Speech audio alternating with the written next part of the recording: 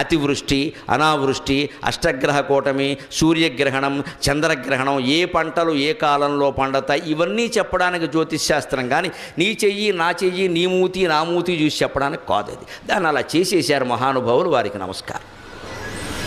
ఎందుకంటే వ్యాపారం చేయడానికి బాగా వీలు, మనిషిని ఎంత భయపెట్టేస్తే అంత వీలు.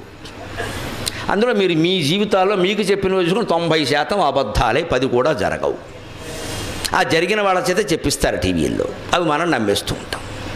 జరిగే అవకాశం లేదు. జ్యోతిష్శాస్త్రం సమిష్టి జీవితానికి సంబంధించింది తప్ప వ్యష్టి జీవితానికి సంబంధించింది కాదు. వ్యష్టి జీవితం మీద ప్రభావం ఉంటుందండి. ఈ ప్రాంతం అంతా వాన కురిసినప్పుడు అందరి మీద పడుతుందండి, కానీ గొడుగేసుకున్నవాడి మీద పడుతుందా? కొందరికి 2 చినుకులు పడగానే జలుబు చేసేస్తుందండి. ఒకడు వానలో తారంగా వాడినా ఏమీ చేయదండి. వాడి శక్తి సామర్థ్యాలు ఉన్నాయా లేదా? అక్కడ జ్యోతిష్శాస్త్ర ప్రభావం కూడా అంతే. స్థిరమైన సంకల్పం, భక్తి, జ్ఞాన వైరాగ్యాలు